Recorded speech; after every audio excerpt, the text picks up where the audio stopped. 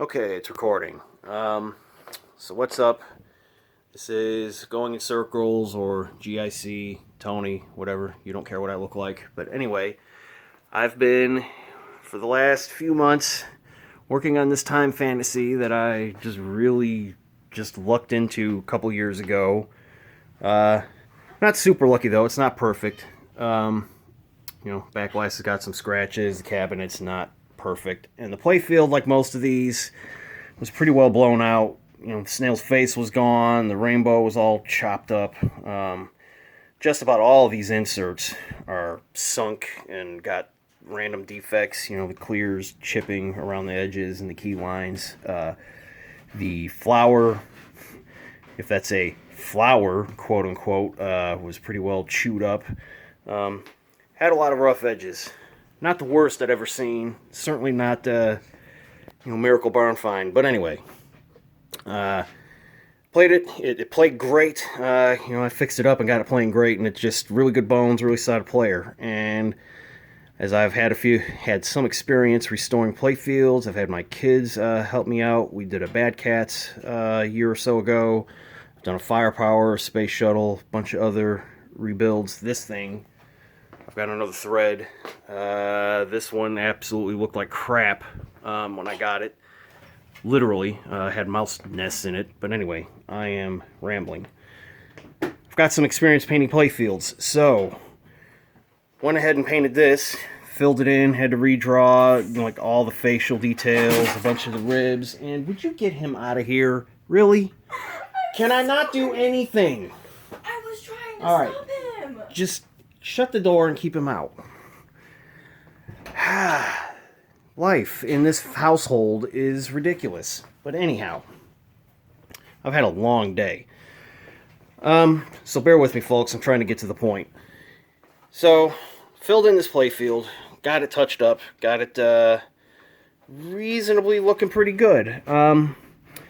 On this one, I didn't really want to pursue perfection because, I'm not HEP, I'm not Cruiseman, I'm not these guys that have been doing this for years and they're, 6 or 5 figure shops that are dedicated to this stuff. I'm just one guy in a basement full of crap. I have a reasonably nice looking arcade that I've put together, but, I'm just doing this in my spare time with materials I've got on hand, 100% self-taught. So, you'll see some on this one. Some fuzzy edges, some random brush strokes, a few things that aren't factory perfect. And that's okay, because I want this game to show its history, that it's been abused and loved and kind of brought back from the dead, as it were. From player's perspective, it looks great. Any collector is going to get in and find things to complain about. But I don't think anyone's really going to complain about this one when it does that. Yeah, I've completely customized.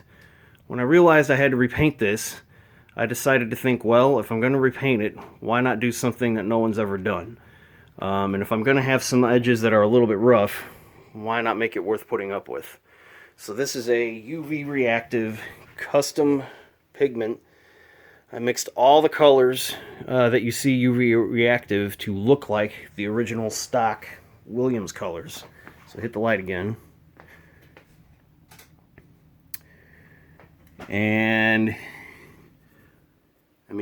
you'll see they're off by a slight hue variance here and there, but really close. This is time fantasy.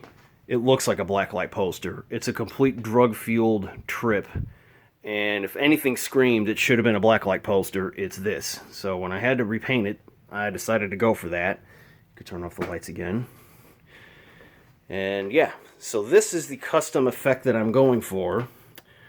Right now it is achieved by a single 30-watt LED or UV LED array. Just a cheap one I got from Amazon so I could hang it up there as I was doing this.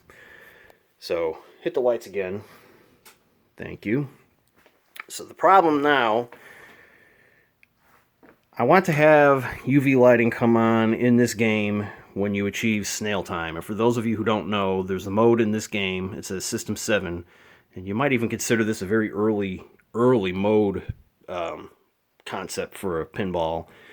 is when you spell time, T-I-M-E, and you have to wait for each one to be flashing when you hit it. When you spell time, depending on how long you've played the game, you get anywhere, I forget what the minimum is, probably like 15 seconds or something, up to 99 seconds, where the sound turns off, the GI flashes, it appears to go dark. I don't really think it does. It just seems like it does. The sound goes off, you get this weird countdown, and you get infinite balls. And it's the playfield scoring increases. It's your mode. And while you're in that mode and the sound is off, this light flashes. So my objective with this is to have the UV kick on when you get into snail time, and I can trigger it by this insert flashing. But the trick to this, the challenge is going to be, an overhead spotlight really does a great job of keeping this thing illuminated. I mean, you've just seen that in the video. Ideally, it'd be awesome to not even see that thing hanging up there. I'd really rather not have to build like a cantilever arm and mount this. The perfect objective would have someone walk up to this and not know there's anything special going on in a dark room, and then when they have the time mode kick in, just poof, have their mind explode. So that can only be done if I can hide UV lights in this playfield, those little strips and things. But as I've thought about this, mounting them on the side, burying them under plastic with things in front of it, that's going to create shadows. Those little LED strips don't give the same throw. They're not as intense. They may not even be the same wavelength as even that one up there. So that's challenge number one. Challenge number two is, okay, in theory, this is simple. Just get the signal off the MPU that tells this light to go on and take that signal and tell it, put it into some other controller and have that power the external UV lights. But the chicken and egg problem now is I need to know what kind of lights I'm going to use before I can figure out what kind of controller to build. And I can't really figure out what kind of lights to use until I can really start getting this thing together. I'm almost ready to clear it. I've got to take it out of the cabinet, take the rails off, because there's some things here I can't get to with this in the way of my brush, and some cleanup and stuff to do. But that's not a big deal. And then I'll level the inserts, and a lot of work to come yet. My hope is to get this done. I've got about 8 weeks. The Louisville Arcade Expo is the first weekend in March, so here it's pretty much the end of December. So I've got January and February to shoot clear, which is, I want to get this done a week from now with the clear on it, and then start letting that cure, and while that's setting up, I can try to figure out the lighting situation. So 8 minutes, I talked way too long. Thanks for putting up with it. Hopefully it was worth it. Hit the lights again.